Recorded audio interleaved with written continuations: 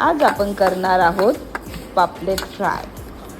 त्याकरिता आपण पापलेट स्वच्छ धुवून घेतले, त्याला हळद, मीठ, हिरवं वाटण, लाल मसाला लावला,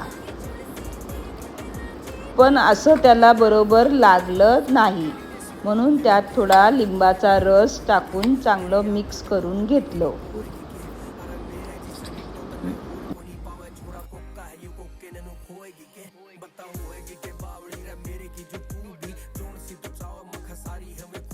मग फ्राय पॅनमध्ये थोडं तेल टाकून मसाला लावलेला पापलेट त्यामध्ये टाकला